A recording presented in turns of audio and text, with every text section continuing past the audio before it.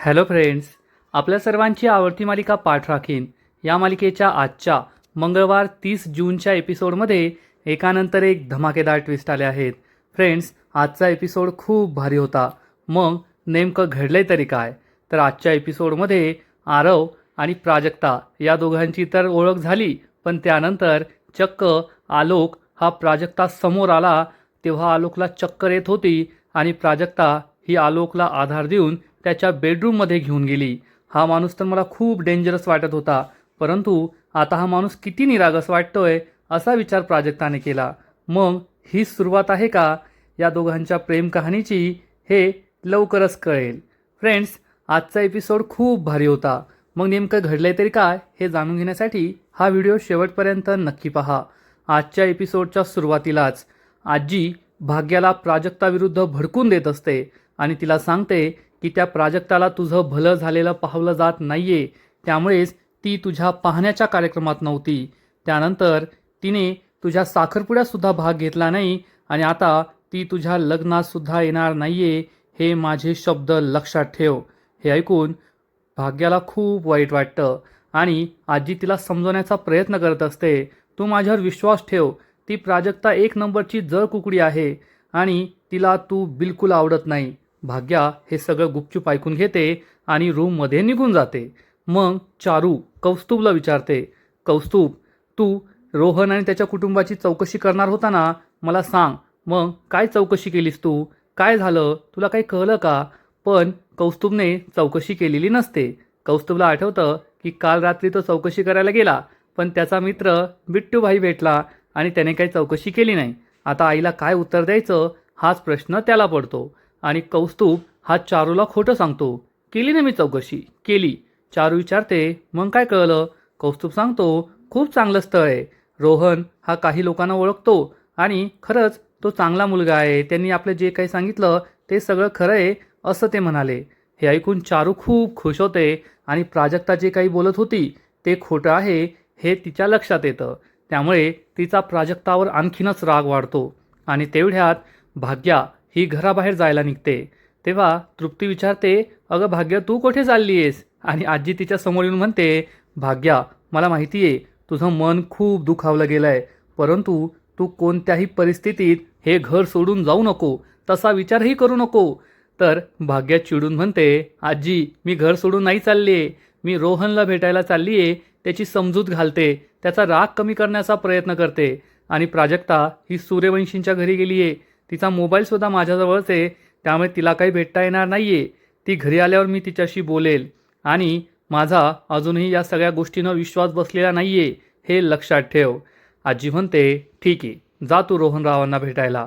आणि मग भाग्या ही घराबाहेर पडते, रोहनला भेटायला जाते. भाग्या गेल्यानंतर आजी चारूला म्हणते, चारू, तुला राग येईल, परंतु मी तुला खरं सांगतेय, तू आहे ना सापाच्या पिलाला पोसलंय. अगं, सापाच्या पिलाला लहान असताना ठेचून काढायचं असतं, परंतु ते तुला नाही जमलं आणि तू त्या सापाच्या पिलाला पोसलं, मोठं केलं आणि आज ते सापाचं पिलू चक्क तुझ्याच मुलीच्या आयुष्याला डसतंय, तुझ्या मुलीच्या भविष्याला डसतंय. हे लक्षात ठेव. हे ऐकून चारूला वाईट वाटतं.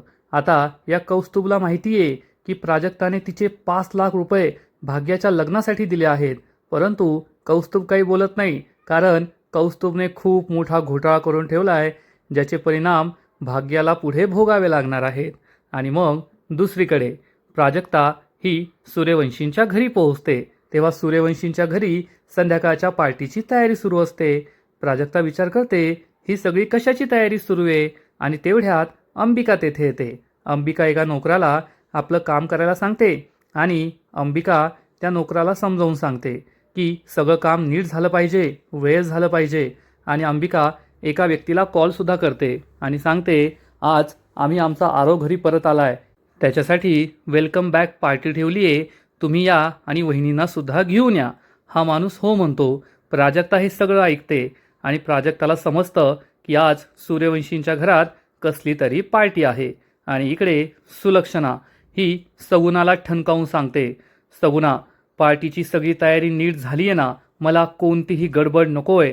ही पार्टी आलोक आणि सूर्यवंशींच्या भविष्यासाठी खूप महत्त्वाची आहे, त्यामुळे मला कोणतीही गडबड नकोय आणि पार्टीच्या आधी आलोक प्राजक्ताच्या समोर यायला नको, ही जबाबदारी तुझी आहे. आणि त्यासाठी तर सगुणा म्हणते, मॅडम तुम्ही काळजी करू नका, हे सगळं तुम्ही माझ्यावर सोपवा, आता कोणतेही गडबड होणार नाही.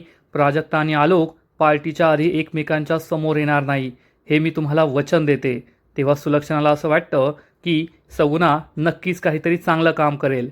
आणि इकडे प्राजक्ता घरात येत असते, आरव हा घराच्या बाहेर जात असतो. तेवढ्यात या दोघांची धडक होते.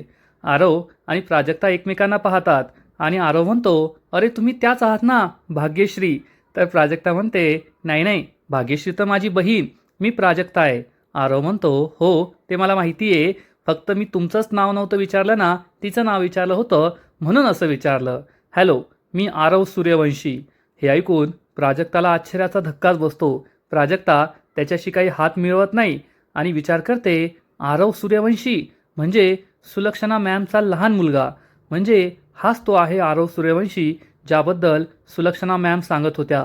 पण आलोक सूर्यवंशी नेमका कोण आहे, तो आजपर्यंत का भेटला नाही, हाच विचार प्राजक्ता करत असते. आणि आरवला कळतच नाही की प्राजक्ता एवढ्या आश्चर्याने त्याच्याकडे का पाहतीये आणि त्याच्याशी हात का मिळवत नाहीये.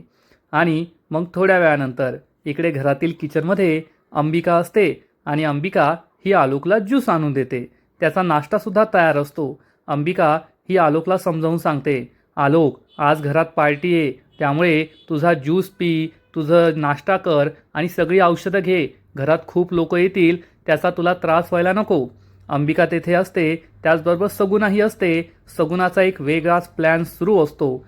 अंबिका ही आलोकला समजवण्याचा प्रयत्न करत असते, परंतु आलोक हा त्याच्याच विचारात गुंग असतो. घरात पार्टी आहे, खूप लोक येणारे, याचा विचार करून तो आधीच अस्वस्थ झालेला असतो. आणि मग सगुणा ही आपल्या प्लॅनप्रमाणे एका नोकराशी बोलण्याचं नाटक करते. त्याच वेळेस समोरून एक नोकर येत असतो आणि आलोक हा शांत बसलेला असतो. सगुणा ही त्याच्याकडे लक्ष ठेवून असते. अंबिका आलोकशी बोलत असते आणि मग सगुणा जाणून बुजून हा जो एक नोकर समोरून येत असतो त्या नोकराला धक्का देते आणि त्याच्या हातातील वस्तू खाली पडते. त्यामुळे आलोक चिडून म्हणतो, अरे लक्ष कुठे असतं तुमचं, लक्ष देता येत नाही का तुम्हाला. आणि हा नोकर खूप घाबरतो. आलोक आणि अंबिका हे दोघे पुढे येतात. आलोक त्याच्या खुर्चीपासून पुढे येतो. अंबिका मात्र या नोकराची प्रेमाने विचारपूस करते, तुम्हाला लागलं तर नाही ना, असं लक्ष देऊन काम करायचं, असं काय केलं तुम्ही, लक्ष ठेवत जा. आणि हे सगळं बोलणं सुरू असताना आलोक आणि अंबिकाचं लक्ष नसताना सगुणा आलोकच्या खुर्चीजवळ येते. तेथे त्याचा ज्यूसचा ग्लास ठेवलेला असतो आणि या ज्यूसच्या ग्लासमध्ये ती चक्क काहीतरी गोळी टाकते. आता ही गोळी नक्कीच गुंगीची असेल, ज्यामुळे आलोक हा पार्टी सुरू होण्याआधी कोणासमोर किंवा प्राजक्तासमोर येणार नाही, म्हणून सगुणाने हा प्लॅन तयार केलेला असतो.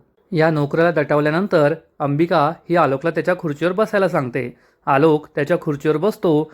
सगुणाचं आलोककडे बारीक लक्ष असतं आणि मग आलोक हा त्याचा नाश्ता करतो आणि ज्यूस पित असतो. परंतु तोपर्यंत ही गोळी ज्यूसमध्ये विरघळून गेली असते आणि त्याची काही टेस्टसुद्धा लागत नाही. त्यामुळे आलोक घटाघटा करून हा संपूर्ण ज्यूस पिऊन टाकतो आणि सगुणा खूप खुश होते की आपला प्लॅन यशस्वी झाला.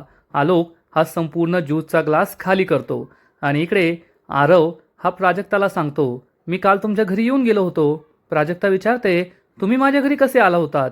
आरव सांगतो, त्या दिवशी आपली फाईट झाली आणि त्या तुमच्या बहिणीचं भाग्यश्रीचं वॉलेट जमिनीवर पडलं, ते माझ्याकडेच राहून गेलं होतं, ते वॉलेट द्यायलाच मी तुमच्या घरी आलो होतो. प्राजक्ता म्हणते, पण मला तर नाही भेटला. आलोक सांगतो, आता तुमच्या घरी मेहंदीची धामधूम होती, कित्येक लोक आले असतील, नाही आपली भेट झाली. आणि खरंच तुमच्या बहिणीचं साखरपुडा आणि मेहंदी झाली आहे ना. प्राजक्ता विचारते, तुम्ही असं का विचारताय. आरव म्हणतो, नाही नाही असंच विचारतोय कन्फर्म करायला. तर प्राजक्ता सांगते, हो झाली आहे. आरव विचारतो, खरंच तुमची बहीण आहे ना, मला खूप आवडते. प्राजक्ता विचारते, काय.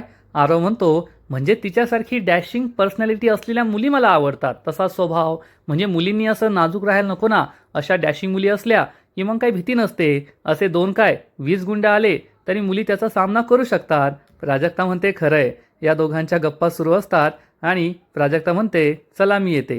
प्राजक्ता आतमध्ये जात असते. आरव बाहेर जातो. तेवढ्यात आरव म्हणतो, अरे मिस प्राजक्ता थांबा. प्राजक्ता परत बाहेर येते. आरव विचारतो, तुमच्या बहिणीचं लव्ह मॅरेज आहे की अरेंज मॅरेज आहे. प्राजक्ताला काही कळतच नाही आरव असं का विचारतोय. आणि तेवढ्यात सुलक्षणा तेथे येते. सुलक्षणा प्राजक्ता आणि आरवला एकत्र बोलताना पाहते आणि विचार करते, हे दोघे एकमेकांना ओळखतात का? तेवढ्यात तिचं लक्ष या गिफ्ट पॅकवर जातं आणि ती ठरवते कोणत्याही परिस्थितीत आज प्राजक्ता या पार्टीत यायलाच हवी, नाहीतर माझा सगळा प्लॅन फ्लॉप होईल. आणि ती हे गिफ्ट पॅक हातात घेते. तर आरव म्हणतो, तुमच्या बहिणीचं लव्ह मॅरेज आहे की अरेंज मॅरेज आहे? प्राजक्ता विचारते, पण तुम्हाला हे का जाणून घ्यायचं आहे? आरव म्हणतो, नाही, मला आहे ना ते असंच जाणून घ्यायचं होतं. म्हणजे कसं, आता तर हळद झाली आहे, मेहंदी झाली, आता चान्स गेलाय. प्राजक्ता विचारते, काय? आरव म्हणतो, नाही तसं नाही म्हणायचं मला, म्हणजे फक्त विचारायचं होतं की इतक्या डॅशी मुलीचं काय असेल, लव्ह मॅरेज असू शकतं ना, अरेंज तर नसेल, म्हणून मी विचारत होतो. प्राजक्ता सांगते, नाही तिचं अरेंज मॅरेज आहे. आणि तेवढ्यात सुलक्षणा एक गिफ्ट उचलते. हे गिफ्ट प्राजक्तासाठीचंच असतं. सुलक्षणा हे गिफ्ट घेते आणि म्हणते, मला कोणालाही कळू न देता हे गिफ्ट प्राजक्ताला द्यायचं आहे, कारण या गिफ्टमुळेच पार्टीमध्ये मोठा धमाका होईल आणि आलोक ट्रिगर होईल आणि मला जे साध्य करायचं आहे ते मी साध्य करू शकते. पण या गिफ्टबद्दल आलोकला कळायला नको. जर आलोकला कळलं तर माझा सगळा प्लॅनच फसेल, असा विचार सुलक्षणा करत असते. आणि इकडे आलोकने तो ज्यूस पिलेला असतो ज्यात गुंगीची गोळी असते आणि अंबिकाचं त्याच्याकडे लक्ष नसतं. अंबिका ही नोकराशी बोलत असते आणि आलोकला गुंगी चढू लागते, त्याला चक्कर येत असते. सगुणाचं याकडे बारीक लक्ष असतं. सगुणा विचार करते, ही गोष्ट अंबिकाला कळायला नको, नाहीतर अंबिका घाबरणार, डॉक्टरांना बोलवणार किंवा सुलक्षणाला सांगणार. आणि आलोकला कसंसं होत असतं, चक्कर येत असते. आलोक त्याच्या खुर्चीवरून उठून उभा राहतो. सगुणाचं अंबिका आणि आलोक दोघांकडे लक्ष असतं, अंबिकाचं मात्र आलोककडे लक्ष नसतं. मग सगुणा आलोकला म्हणते, आलोक तू जा तुझ्या रूममध्ये झोपायला. आणि आलोक हो म्हणून आपल्या रूममध्ये निघून जातो. अंबिकाला काही कळतच नाही, त्यामुळे सगुणाला बरं वाटतं की आपला प्लॅन यशस्वी झाला आहे आणि सगुणासुद्धा आलोकच्या मागे मागे जाते. आणि इकडे आपला कौस्तुभ हा बिट्टू भाईबरोबर चक्क जुगाराच्या अड्ड्यावर आलेला असतो आणि तो या बिट्टू भाईला 4 लाख रुपये देतो आणि म्हणतो, बिट्टू भाई माझ्या बहिणीचं लग्न आहे बरं का, मला हे पैसे जास्तीत जास्त करून हवे आहेत. बिट्टू भाई म्हणतो, अरे कौस्तुभ भाई काय टेन्शन घेतो तू, आपण आहे ना, आपण खूप लकी रे, आपला हात लकी आहे, तुझे पैसे नक्की डबल होणार. कौस्तुभ त्याच्याकडे 4 लाख रुपये देऊन टाकतो. मग हा बिट्टू भाई आपला पहिला गेम खेळतो.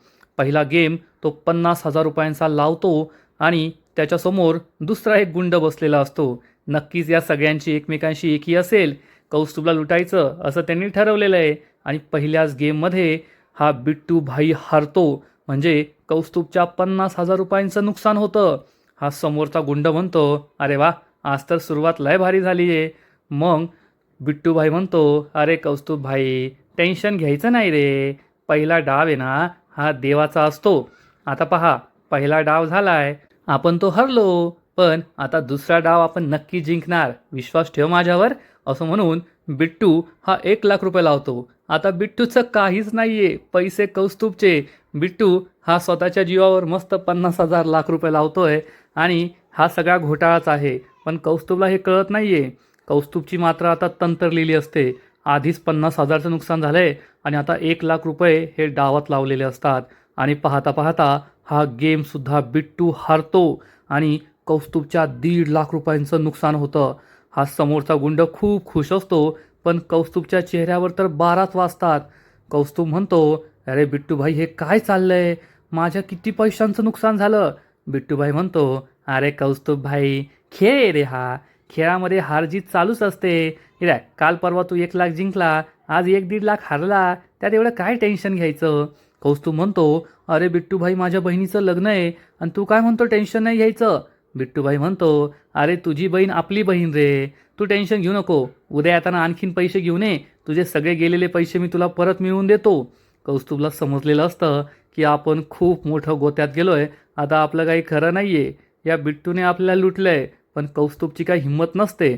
बिट्टू त्याला आणखीन पैसे आण, आणखीन पैसे आण म्हणून तयार करण्याचा प्रयत्न करतो, पण कौस्तुभ खूप अस्वस्थ असतो. आता लाखो रुपयांचं नुकसान झालेला माणूस अस्वस्थ असणारच आणि त्यात बहिणीचं लग्न घरात आहे. आणि इकडे लगेचच सुलक्षणा प्राजक्ता आणि आरवजवळ येते आणि विचारते, तुम्ही दोघे एकमेकांना ओळखता? मग प्राजक्ता झालेला सगळा प्रकार सांगते. की त्या दिवशी गुंडांनी भाग्यश्री आणि प्राजक्ताला छेडलं होतं. मग तेथे आरव आला, त्यांनी त्या गुंडांना शिक्षा दिली. हे सगळं ती सांगते आणि म्हणते त्या दिवशी आरव सर होते म्हणून आम्ही वाचलो. तर आरव सांगतो नाही नाही, त्या दिवशी भाग्यश्री होती म्हणून आपण वाचलो. भाग्यश्रीसारखी डॅशी मुलगी असली ना तर मुलींना घाबरायची गरज नाही. प्राजक्ता खुश होते आणि मग सुलक्षणा चक्क आरवचा हात पकडते, आरवच्या जवळ जाते आणि म्हणते माझा आरव असाच आहे, ज्याला कोणाला मदतीची गरज पडली ना की लगेच धावून जातो. आणि सुलक्षणा आपल्या एवढे जवळ का येते, एवढं प्रेम का दाखवतीये हेच आरवला कळत नाही. आणि आरव तिचा हात सोडून घेतो आणि म्हणतो तुमच्या बहिणीला सांगा बरं का की तिच्या लग्नासाठी माझ्याकडून शुभेच्छा आहे. प्राजक्ता हो म्हणते. सुलक्षणा म्हणते आणि प्राजक्ता उद्या आहे ना आमच्याकडे एक पार्टी आहे, आरव विदेशातून परत आला आहे त्याबद्दल वेलकमची पार्टी, तू यायचं आहे. प्राजक्ता म्हणते नाही मॅम, मला नाही जमणार, कारण उद्या माझ्या बहिणीची हळदसुद्धा आहे. तर सुलक्षणा म्हणते ते मला माहीत नाही, तू दोन्ही मॅनेज कर, तिकडेसुद्धा राहा आणि इकडेसुद्धा ये, पण तुला यावंच लागणार आहे. प्राजक्ताचा नाईलाज होतो. सुलक्षणा तिला एक गिफ्ट देते आणि म्हणते यामध्ये एक ड्रेस आहे, हाच ड्रेस घालून यायचं बरं. प्राजक्ताला आश्चर्याचा धक्काच बसतो. प्राजक्ता म्हणते मॅम याची काही गरज नव्हती. तर सुलक्षणा म्हणते अशी कशी गरज नव्हती, आता तू आमच्या घरचीच आहे, सूर्यवंशीच आहे. प्राजक्ता आणि आरव तिच्याकडे आश्चर्याने पाहतात. सुलक्षणा म्हणते म्हणजे मला असं म्हणायचं आहे की तू समर आणि समारायला ट्युशन द्यायला येते ना, आता तू आमच्या घराचा एक भागच झाली आहे, त्यामुळे तू आमच्या घरचा भाग असल्यामुळे आता सगळ्यांनाच नवीन कपडे घेतले, मग तुलासुद्धा घेतले, हा नवीन ड्रेस तू घे, प्लीज ॲक्सेप्ट कर. प्राजक्ताचा नाईलाज होतो. प्राजक्ता हा ड्रेस घेऊन टाकते आणि प्राजक्ता तेथेच हा ड्रेसचा बॉक्स उघडत असते. त्यामुळे सुलक्षणा खूप घाबरते, कारण सुलक्षणाने आपल्या प्लॅननुसार त्यामध्ये लाल रंगाचा ड्रेस सेवलेला असतो, ज्यामुळे आलोक ट्रिगर होईल. सुलक्षणा विचार करते जर आरव समोर तिने हा बॉक्स उघडला तर आरवला आपला सगळा प्लॅन समजेल. नाही नाही नाही, आणि ती लगेच प्राजक्ताला म्हणते प्राजक्ता तू आतमध्ये जा, आतमध्ये जाऊन ड्रेस पहा, समर आणि समायरा तुझी वाट पाहत आहे. प्राजक्ता हो म्हणते. आरव पुन्हा एकदा भाग्यश्रीला तिच्या शुभेच्छा द्यायला सांगतो आणि आरव तेथून निघून जातो. प्राजक्तासुद्धा आतमध्ये जाते, त्यामुळे सुलक्षणाला बरं वाटतं. आणि इकडे भाग्या ही रोहनला भेटायला आलेली असते आणि रोहन तिला जाब विचारतो कोण होती ती मुलगी. मग भाग्या तिला प्राजक्ताचा फोटो दाखवते आणि विचारते हीच होती का ती मुलगी. रोहन सांगतो हो हीच मुलगी होती, आणि तुला माझ्याशी काही बोलायचं तर स्पष्ट बोल ना. ही मुलगी आली, माझ्यावर घाणेरडे आरोप लावले, माझ्या आईवर घाणेरडे आरोप लावले, माझ्या आईला लालची म्हणाली, मला हे बिलकुल आवडलेलं नाही आहे. भाग्या तुला जर माझ्याशी लग्न करायचं नसेल ना तर स्पष्ट सांग, मी सुद्धा लग्नाला नकार देईल, पण असा माझा आणि माझ्या आईचा अपमान करू नको. भाग्याला खूप वाईट वाटतं आणि भाग्या ही चक्क त्याच्यासमोर हात जोडून त्याला सॉरी म्हणते, प्लीज मला माफ कर. त्यामुळे रोहनसुद्धा खूप चांगलं असल्याचं नाटक करतो आणि तिला माफ करतो. इकडे प्राजक्ता ही आपला ड्रेस पाहत असते आणि त्याच वेळेस आलोक हा चक्कर घेत घेत तिच्या जवळ येतो आणि तो चक्क तिच्या गळ्यातच पडतो. त्यामुळे प्राजक्ता आरडाओरडा करू लागते, कुणी आहे का, उठा उठा उठा. आणि तेवढ्यात सगुना धावत पळत तेथे येते. आलोक आणि प्राजक्ताची भेट झालीच म्हणून तिला टेन्शन येतं. मग या दोघी मिळून आलोकला त्याच्या रूमकडे घेऊन जातात आणि इकडे आपला रोहन हा भाग्याला पुरा गुंडाळतो आणि म्हणतो भाग्या तुला खरंच सांगू का, तुझ्या या मैत्रिणीला काही वाटत असलं ना तरी माझं तुझ्यावर खूप प्रेम आहे. माझ्यासाठी तू या जगातली सगळ्यात सुंदर मुलगी आहे. तू माझ्याबरोबर बँगलोरला चल, आपण आपलं नवीन जग सुरू करू, मी तुला खूप सुखात ठेवेल. फक्त अशा मुलींना आपल्या आयुष्यापासून दूर राहू देत जा आणि हेच मला वचन दे. भाग्या हे सगळं ऐकून खूप इमोशनल होते. प्राजक्ताने असं का केलं असेल हाच प्रश्न तिला पडतो. आणि इकडे सगुना आणि प्राजक्ता आलोकला घेऊन रूममध्ये येतात, त्याला बेडवर झोपवतात. प्राजक्ता विचार करते त्या दिवशी तर हे किती डेंजरस रागीत वाटत होते, पण आज एकदम निरागस दिसताय. मग सगुना प्राजक्ताला थँक्यू म्हणते. प्राजक्ता विचारते हा तुमचा मुलगा आहे का, याला काही झालं आहे का. पण सगुनाकडे या प्रश्नाचं उत्तर नसतं. सगुना गप्प बसते आणि मग प्राजक्ता तिला समजावून सांगते तुमचा मुलगा ठीक होईल, तुम्ही काळजी करू नका. आणि आलोक तेथेच झोपलेला असतो, पण प्राजक्ताचा सुलक्षणाने दिला ड्रेस तेथेच राहून जातो आणि आजचा एपिसोड येथेच संपतो. फ्रेंड्स, पाठ राखीन या मालिकेचा आजचा एपिसोड खरंच खूप भारी होता, इंटरेस्टिंग होता, पण पुढील एपिसोड आणखीन भारी असणार आहे. पुढील एपिसोडमध्ये आपण पाहू की जेव्हा प्राजक्ता घरी येईल तेव्हा भाग्या तिच्यावर खूप चिडणार आणि तिला जाब विचारणार, प्राजक्ता तू मला न सांगता माझ्या होणाऱ्या नवऱ्याला भेटायला का गेली होती? तू त्याला जाब का विचारला? त्याच्यावर त्याच्या आईवर असे घाणेरडे आरोप का लावले? तुला जर काही शंका होती तर तू आधी मला सांगायला हवं होतं ना, तू त्याला डायरेक्ट का भेटलीस? हे सगळं ऐकून प्राजक्ता खूप दुःखी होईल. प्राजक्ता म्हणेल, मला तुझं लग्न नाही मोडायचे भाग्या, मी तुझ्या भल्यासाठीच त्याला भेटायला गेले होते. माझ्यावर विश्वास ठेव, त्याची आई चांगली बाई नाहीये. पण भाग्याचा प्राजक्तावर विश्वास बसणार नाही. भाग्या चिडून म्हणेल, तू माझा विश्वासघात केलाय, माझं मन खूप दुखावलंय आणि ती निघून जाईल. त्यामुळे प्राजक्ताही दुःखी होईल. तर फ्रेंड्स, तुम्हाला सुद्धा आजचा एपिसोड आवडला ना, नक्कीच कमेंट करून सांगा. आणि पाठ राखीन या मालिकेचे असेच नवीन नवीन एपिसोड, नवीन नवीन अपडेट सर्वात आधी पाहण्यासाठी व्हिडिओला लाईक करा, शेअर करा, चॅनलला सबस्क्राईब करून बेल आयकॉनवर क्लिक करा. म्हणजे या मालिकेचे नवीन नवीन एपिसोड तुम्हाला सर्वात आधी पाहायला मिळतील. खूप खूप खूप धन्यवाद.